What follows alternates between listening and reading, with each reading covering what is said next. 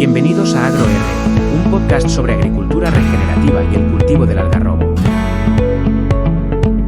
Bienvenidos y bienvenidas a un nuevo episodio de AgroR, el podcast donde hablamos sobre agricultura regenerativa, sostenibilidad y el cultivo del algarrobo. Hoy tenemos un episodio muy especial dedicado a las mujeres líderes en la agricultura regenerativa. Y para ello nos acompaña María Llorens, una referente en el sector, bióloga y con experiencia en el medio rural. Gracias por estar con nosotros hoy, María. ¿Cómo estás? Cuéntanos brevemente una introducción sobre ti y cuál ha sido tu recorrido por la agricultura regenerativa. Hola Carmen, la verdad es que estoy encantada de estar con vosotros hoy y bueno, me presento. Llevo toda mi vida vinculada al campo, la verdad, aunque de forma poco habitual, porque he trabajado en investigación, en mejora genética, en ensayos de productos agrícolas, en análisis de aceites, política agraria, pero realmente donde me he formado ha sido liderando mi propia finca, una empresa agrícola que la verdad es que gestiono de principio a fin, multitask. Me encargo de todo, de los números, de los tratamientos, del personal, de la estrategia y también del futuro. Porque mi objetivo no es solo producir, sino hacerlo de forma que se sostenga a todos los niveles y me dure mucho tiempo, la verdad. Sé lo que es tomar decisiones difíciles, proponer cambios cuando nadie cree en ellos y demostrar cada día que las mujeres no solo tenemos sitio en el campo, sino que tenemos muchísimo que aportar. Y la verdad es que estoy encantada hoy de compartir lo que he aprendido, lo que sigo aprendiendo, explorando y sobre todo para decirle a las mujeres, a otras mujeres, que sí que es posible, que hay futuro y si lo construimos desde la raíz. Me parece súper interesante, María. Seguro que a lo largo de este episodio vamos a aprender mucho contigo. Así que, una vez más, muchísimas gracias por estar con nosotros. Empezamos por una cuestión más o menos de contexto. Como sabemos, la agricultura ha sido históricamente una labor mayoritariamente realizada y liderada por hombres, pero cada vez vemos más mujeres ocupando estos puestos. ¿Qué barreras crees que siguen existiendo para que más mujeres se incorporen a estos oficios? Es cierto que históricamente la agricultura ha sido un mundo muy masculinizado, muy de hombres, pero no porque las mujeres no estuviésemos presentes o no estuvieran presentes, porque hemos estado siempre, solo que muchas veces invisibilizadas, en segundo plano o sin acceso a la toma de decisiones. Y la verdad es que, bajo mi punto de vista, hoy eso está cambiando, pero todavía hay barreras importantes. La primera, sin duda, es la falta de referentes. Yo misma, cuando empecé a liderar mi finca, notaba que la mayoría de las figuras visibles eran hombres. Y eso pesa porque al final muchas mujeres no se imaginan que pueden estar al frente de una explotación, liderar un equipo, como lo hago yo, o negociar con otras empresas o presentar un proyecto agrícola de inversión a quien lo quiera escuchar y quiera invertir. Y otra barrera fuerte, ya que hablamos de esto, es la conciliación. El trabajo en el campo, entiendo que como muchos otros, por supuesto, no entiende de horario y si le sumas que muchas veces el peso del cuidado de la familia sigue recayendo en las mujeres, es muy difícil poder asumir la responsabilidad de una empresa rural sin apoyo y con casi todo en contra. Y luego, la parte cultural, que es más sutil, pero igual de potente, ese cuestionamiento constante que yo escucho mucho de ¿estás segura? ¿Sabes lo que haces? Que la verdad es que a un hombre rara vez se le plantea. A mí me ha pasado muchas veces, sobre todo al principio, pero bueno, entre mujer y joven eso se lleva a regular. Pero también la verdad es que cuando demuestras lo que vale, ganas muchísimo respeto. Y por suerte, cada vez somos más las que estamos rompiendo esos moldes. Y lo más importante, que no solo estamos ocupando espacios por ocupar, como hay mucha gente que se piensa, sino transformándolo y aportando una visión más sostenible, innovadora y colaborativa. Y para eso el medio rural me parece clave. Estoy totalmente de acuerdo contigo, María. Es bastante importante los 3 puntos que señalas, ¿no? Sobre todo lo de la falta de referentes, la conciliación y también esa visión cultural que marca actualmente muchos puntos del medio rural. Y es que, desde tu experiencia, ¿qué aportan las mujeres en el liderazgo de proyectos agrícolas? ¿Notas una manera diferente de gestionar, de relacionarse con la tierra o con los equipos? La verdad es que yo personalmente sí que lo noto, sí noto una diferencia. Y sin caer en el tópico de las mujeres somos más sensibles o cosas así, porque no va de eso. Pero desde mi experiencia liderando un proyecto agrícola, una finca, sí que veo que hay una manera distinta de gestionar, que tiene mucho que ver con escuchar, con el cuidado y con una visión más global y a largo plazo. De hecho, para empezar, muchas mujeres llegamos al campo con una mirada más conectada con la sostenibilidad real, sino no solo la medioambiental, sino también la económica y la social, porque tiene que ser un todo. Pensamos en el impacto de nuestras decisiones, no solo en la finca, sino en la comunidad. Yo, por ejemplo, no puedo separar lo que pasa con el suelo donde están mis plantas o el agua de lo que pasa con la gente que trabaja conmigo y que vivimos en el entorno. También noto una diferencia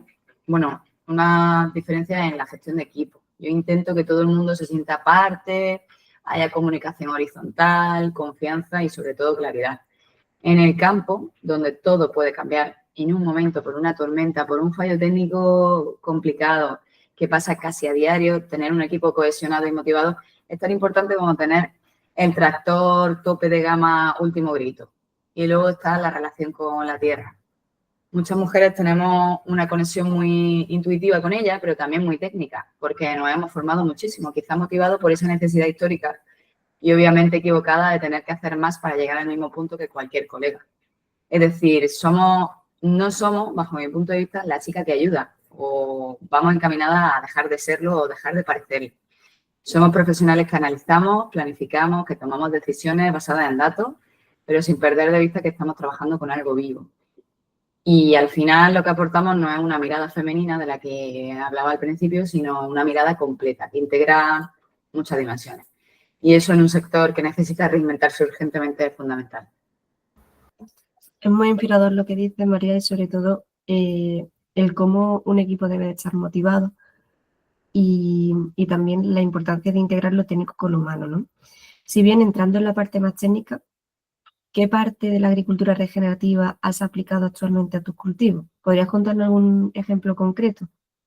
Sí, en mi finca llevamos un tiempo aplicando prácticas regenerativas porque tengo clarísimo que el futuro del campo pasa por cuidar el suelo como si fuera uno más de nosotros, un ser vivo más. La tierra no es solo un soporte donde se ponen los olivos, donde se ponen los cereales, el corazón de todo el sistema. Si lo agotamos no se puede hacer, no hay agricultura posible. Una de las prácticas que más resultados me está dando a lo largo de los años es el manejo de la cubierta vegetal espontánea. Y yo he escuchado mucho durante años, se ha pensado que había que tener el suelo pelado, limpiado, arado y eso, obviamente hay excepciones, pero eso por términos generales se está demostrando que es un error con la climatología que tenemos actualmente y que seguro, por desgracia, se va a mantener. Yo mantengo cubierta en el olivar durante todo el año y la voy adaptando según la época, porque ayudan a retener la humedad, siempre controlada.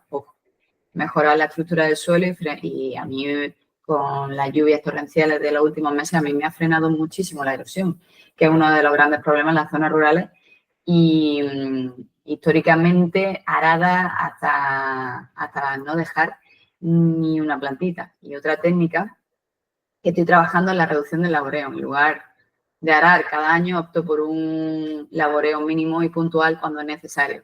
Y así considero que estoy respetando la estructura del suelo y, por tanto, la vida, los hongos, las bacterias, las lombrices, que son realmente los que hacen el trabajo invisible, pero fundamental.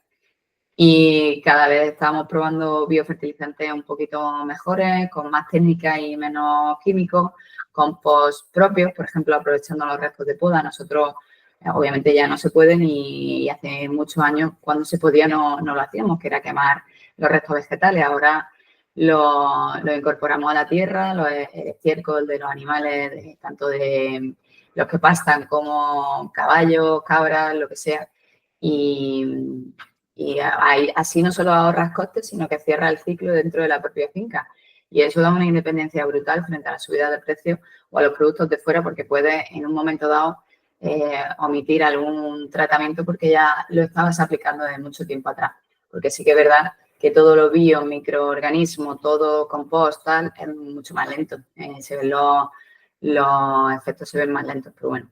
Y si tengo que poner un ejemplo concreto, te diría que este último año, tras aplicar un manejo más regenerativo en una de las parcelas más castigadas, pues hemos visto un claro aumento de la infiltración del agua y la biodiversidad del suelo.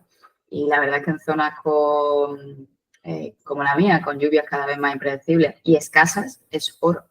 Y no es una moda, es una necesidad urgente. Regenerar el suelo es regenerar el futuro, porque al final es donde crece lo que luego vas a vender y te va a dar de comer. Exacto, yo creo que, bueno, lo que estás contando conecta perfectamente con los objetivos del proyecto y también con los retos climáticos actuales. Y es que, bueno, vinculado con lo que decía, una técnica que está generando muchísimo interés en los últimos años es la gestión de esas cubiertas vegetales. Ya he explicado un poco cómo trabajas con ella, pero ¿qué beneficios has observado en la fertilidad del suelo o en la biodiversidad? Pues la gestión de las cubiertas,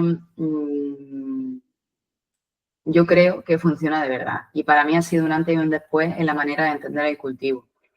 En mi caso, como he comentado, es espontánea, es decir, que la tierra la da de forma natural año tras año. Y sí que es verdad que yo no estoy en ecológico todavía, pero utilizando de forma más limitada posible tratamientos fitosanitarios, pues voy eligiendo las hierbas que mejor me vienen para la tierra, sabiendo cómo es mi tierra y las necesidades que había cuando yo la cogí.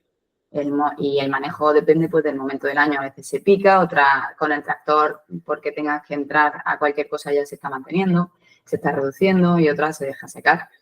No las veo como malas hierbas que hay que eliminar, sino como aliadas que están realmente trabajando para mí. ¿Y qué beneficios? Pues muchos. El más inmediato es la mejora en la estructura del suelo. Ahora es mucho más esponjoso, me infiltra mejor el agua y reduce muchísimo la escorrentía cuando llueve fuerte. También he notado que la microbiología del suelo ha vuelto a activarse. Antes había zonas que yo veía y el suelo estaba casi muerto y ahora haces una prueba, una calicata, un perfil y se ven raíces, se ven lombrices, se ven hongos y eso, hongos buenos, por supuesto, y eso es vida. Y lo que me encanta es la biodiversidad que he visto desde que trabajo con estas cubiertas. Hay más insectos polinizadores, hay más aves insectívoras que se comen estos insectos. Los insectos malos se comen a los buenos, o sea, al revés, perdón. Los insectos buenos se comen a los malos. Y las plagas las tengo mucho más controladas. Yo el trampeo que pongo lo veo muchísimo más controlado cada año que pasa. Y al final lo que consigo es un sistema más equilibrado, que no es perfecto, por supuesto, pero va a un modelo mucho más resiliente. Así que no son solo verdes, eco, no tienen esa etiqueta, sino que son para mí. Y creo que para mucha gente es una herramienta brutal para regenerar pues, la finca de abajo. Ese equilibrio que describes suena al futuro rural y en ese ámbito la empleabilidad sostenible y verde es fundamental. Por eso, cuando diseñamos el proyecto AgroR, uno de los objetivos era transferir esos conocimientos a la formación de personas desempleadas o sin experiencia previa. ¿Qué consejo le daría a una mujer que vive en el medio rural y que quiere empezar en el ámbito de la agricultura regenerativa y que no sabe por dónde empezar? Bueno, pues yo creo que lo primero que le diría es que sepa que sí se puede y que no hace falta tener una gran finca, ni venir de una familia de agricultores, ni ser experta, obviamente, en suelos para empezar. Lo importante es tener ganas de aprender, tener curiosidad y conectar con lo que estás haciendo con la tierra. La agricultura regenerativa no es una receta cerrada, es una forma de observar y cada año es un mundo. Tienes que entender los ciclos naturales y trabajar con ellos, no contra ellos, que es casi lo que parece que está bien. Pero bueno, le diría que empiece poco a poco, en pequeño, que si no lo tiene muy claro, en un huerto familiar, en un trozo de tierra chiquita que tenga cerca, incluso en maceta, si vive en un pueblo sin finca. Lo importante es ir probando, tocando la tierra, viendo qué pasa cuando deja una cubierta vegetal, cuando hace un compost. A veces creemos que necesitamos saberlo todo antes de empezar y no. Yo creo que se aprende haciendo, equivocándote, volviendo a hacerlo. Y luego formarse para mí es muy importante. Yo nunca he dejado de formarme de una forma o de otra, nunca mejor dicho. Obviamente sin volverse uno loco, porque a día de hoy hay muchísima información, demasiada, y eso te puede incluso abrumar y no saber por dónde empezar. Lo ideal es buscar formaciones prácticas adaptadas a lo que quieres hacer y al clima donde vives, muy importante. Y si puede ser, hablar con otras personas que ya estén aplicando técnicas en tu zona, con los vecinos, con tal, obviamente, con tu filtro y listo. Porque lo que funciona en Galicia no va a funcionar en La Mancha o en Andalucía, obviamente. Y bueno, algo clave, que no tenga miedo a equivocarse. En el campo te vas a equivocar sí o sí. Yo he cometido errores, ningún año es igual al anterior. He hecho pruebas que no han funcionado, he invertido tiempo en cosas que no dieron fruto, pero todo eso me ha servido para aprender. Yo creo que el error es parte del proceso. Y por último, que busque su red, su comunidad, otras mujeres, otras personas, otros profesionales. A veces el camino en el campo puede ser solitario y tener cerca a personas con las que compartir esas dudas que te surgen, esos logros, ese aprendizaje, es fundamental. Hay asociaciones, por supuesto, hay grupos locales, incluso redes sociales donde se puede encontrar apoyo e inspiración. Y sobre todo que sepa que el campo necesita mujeres como ella, mujeres con visión, con compromiso, con ganas de cuidar el suelo y también a las personas que hacen posible todo. Y la regeneración, porque la regeneración no es solo una técnica, es social, cultural y también emocional. Y bueno, ahí tenemos muchísimo que aportar, bajo mi punto de vista. Me parecen unas palabras preciosas, María, y sobre todo que inspiran mucha confianza a las personas que están empezando ahora mismo, ¿no? Para cerrar, continuando con esa experiencia, ¿hay alguna experiencia, aprendizaje que haya marcado tu trayectoria y que te gustaría compartir con quienes nos escuchan? Sí, seguro que si me pongo a pensar muchísimas, pero hay yo creo una en particular que marca y resume bien lo que significa dedicarse al campo, especialmente cuando decide hacerlo de otra manera, como agricultura, como por ejemplo a través de la agricultura regenerativa y respetuosa. Recuerdo un año, hace no mucho, que salió, porque hemos pasado una temporada muy, muy gorda de